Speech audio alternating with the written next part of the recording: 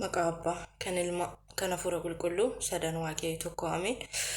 Jaalatamtoota fi kabajamtoota hordoftoota chaayinaalii buzeeyyotuuf maqaa waaqayyootiin akkam ooltanii akkam turtan akkam yoo nageessanii amiin galanni waaqayyoo fi haa ta'u yeroof sa'aatii kanaan kan nu ga'ee jirtu jajjabaattu ani nagaa kootti galanni waaqayyoo fi haa ta'u.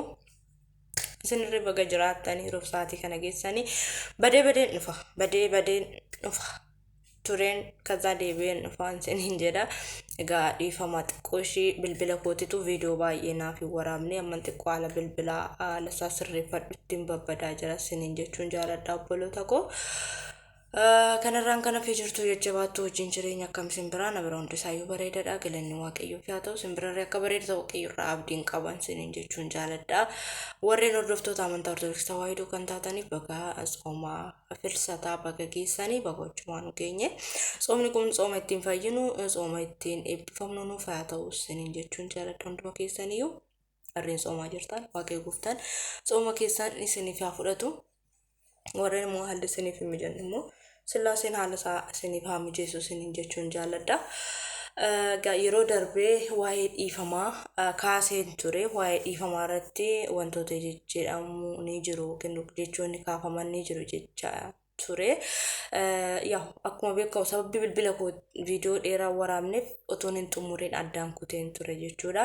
Hanga xumuraatti naa waraaba jechuu osoo hin taane daqiiqaa 10 yookiin immoo daqiiqaa muraasa fi isumatti fufeetinaan yaada jiru isiniif kaasuun barbaade. Egaa warri immoo chaayinaalii kanaaf haaraa taatan like share subscribe gochuun maatii naaf ta'a na jajjabeessaa. Warreen immoo maatii taatanii jirtan immoo mallattoo bilbilaa yookiin dawul malakkeetti tuquudhaan viidiyooleen hojjedhu yeroodhaan akkasiin bira ga'u naa taasisaa siniin jechuun jaaladha.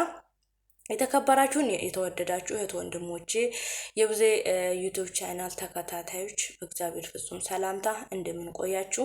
እኔ ደህና ነኝ እግዚአብሔር ይመስገን። ጠፋ እያልኩኝ ነው መጣው እንግዲህ ይቅርታ ልላችሁ ወዳለሁ። ምክንያቱም ስልኬ ቪዲዮ በደንብ ስለማይቀዳልኝ ነው እየጠፋው እየቆየው የምመጣና ስልክ ጉዳይ ነውና እሱን ሳስተካከል የሚያማምሩ ቪዲዮዎችን ሰርቼ ወደ እናንተ እንደማቀርብና ከእናንተም ደግሞ ጥሩ አስተያየት እንዳገኝ ተስፋ አደርጋለሁ። ባለፈው እንግዲህ ስለ ይቅርታ አንስተን ነበረ። ይቅርታ ምንድነው? ለሰው ይቅርታ ስናደርግ እንዴት ነው? ወይስ ደግሞ የሰውን ይቅርታ ስንቀበል እንዴት ነው የሚለው ነገር ከኔ ሐሳብ የመነጨና እኔ ስለ ሰው ይቅርታ ሳደርግና የሰውን ይቅርታ ስቀበል ምን ማድረግ አለብኝ የሚሉ ነገሮች ነበሩና እንግዲህ አጋጣሚ ስልኬ አሁንም አይቀዳም በብዛት ማለት ነው። ትንሽ ደቂቃዎች ነው የሚቀዳው። ለምን እንዳልጠፋ አክል ብቻ ነው እንጂ ኖርማሊ ጥሩ ቅጂ ቀዳል ብዬ አይደለምና በመንሳማ በትንሽ ነገር ደግሞ እኛ ስራ ላይ መዋል ስላለብን ነው።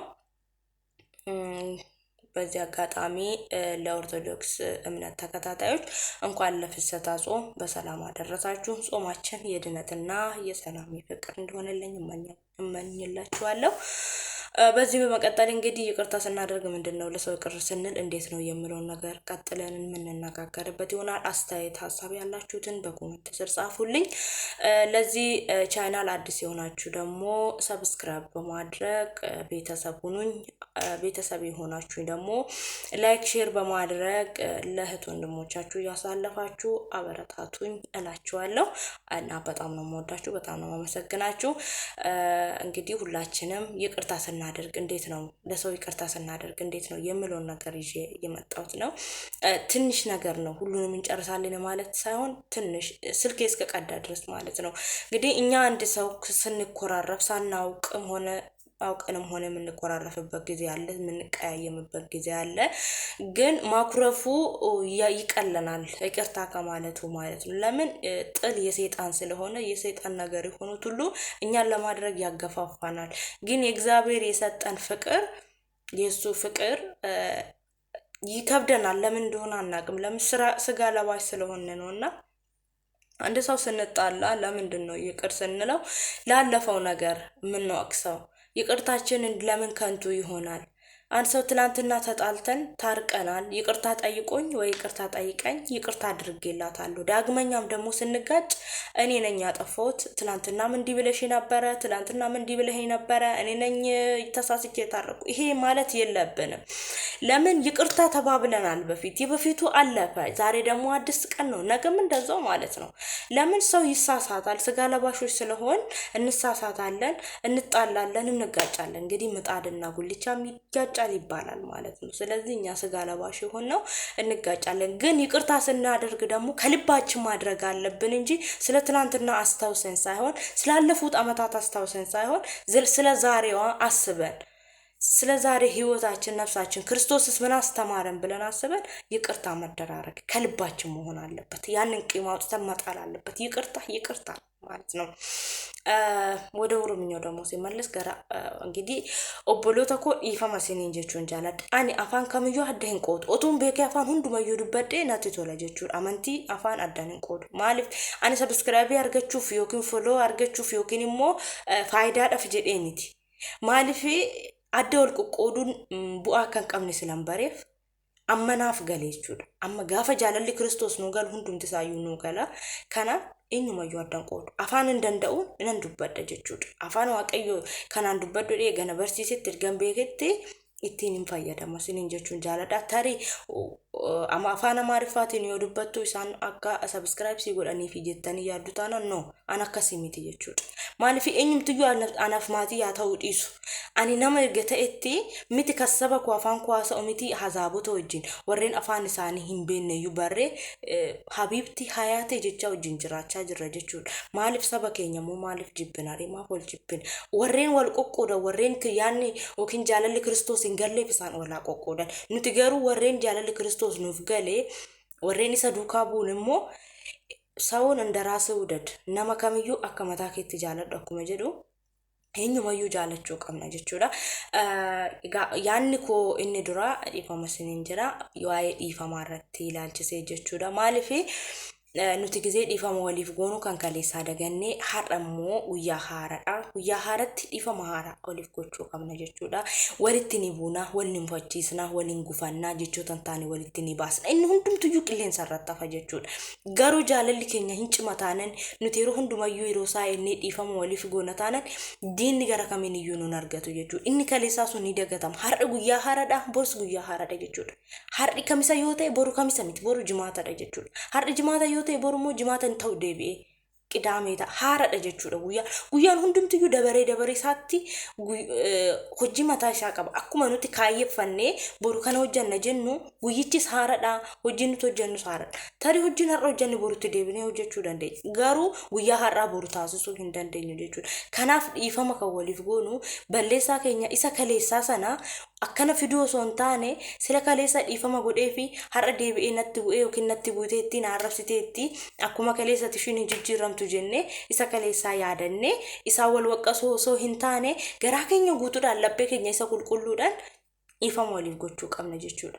Daandii Kiristoos nu barsiisan የማያደርጉትን አቁምና ጌታ ሆይ ይቅር በላቸው ወንተ ጎዳኒን ቤከኒቲ ያ waaqayyo isaaniif dhiise jedhemti waaqayyo gooftaffannoo dhataa yeroo isaan galaattaan kanaaf nuto maaliif lubbuun keenya koo hin dheebotti dhugaa nu baasnu garuu nuti sobaan ishii guunna malee dhugaa tokko ishee obaasaa hin jiru jechuudha.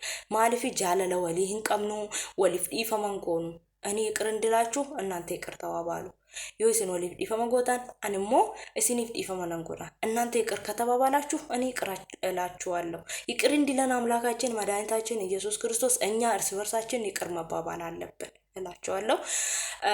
ሁላችንም አምላካችን መድኃኒታችን ኢየሱስ ክርስቶስ ሲያሰቃዩትና ሲበድሉት ሲገርፉት ሲተፉበት መራራ ሲያጠጡት የማያደርጉትን አያውቁምና ጌታ ሆይ አንተ ይቅር በላቸው እንዳለ እኛም የተሳሳቱትን ወንድሞች እህቶቻችን ሲሳሳቱ ሲሰድቡን ሲገላምጡን ስለኛ ሲያወሩ ስለኛ ሲሃሙን እንደነሱ ሳይሆን አምናስበው አውቆ አይደለም ወይ አውቃ አይደለችም ብለን አልፈን ይቅርታ ማድረግ እግዚአብሔር አምላካችን ይቅር እንዳለን ይቅር በቃ እኔ ይቅር እላታለሁ አውቃ አይደለም ወዳ አይደለም ብለን ማለፍ አለብን ማለት ነው። ለምን እዛ ሰው ላይ ተናሙሉ የሚናገረው ሌላ ነገር ነው ሌላ መንፈስ ነው እንጂ እኛ አይደለንም።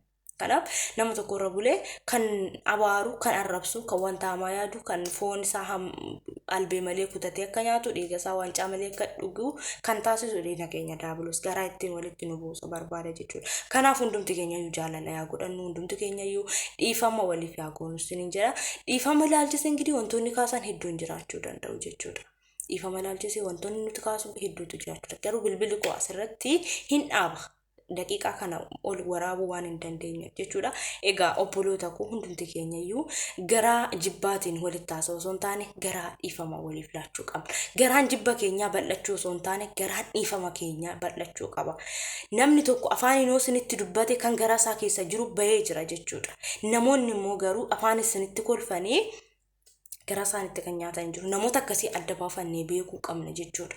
Kanaaf nuti garaa keenyatti gadi nyaachuu osoo hin taane nama sanarraa wanta jibbinu san itti himnee inni nu jibbuu danda'a. Dhiifama gaafanna kanas. Itti himnee kana balleessiteetta kun sirraa hin adeemu garuu dhiifama naaf godhi jennee nama sanatti waa himuu qabna malee ija jibbaatiin laaluu, ija diinummaatiin laaluun nurraa hin eegamu jechuudha. Maaliif nuti tokkodha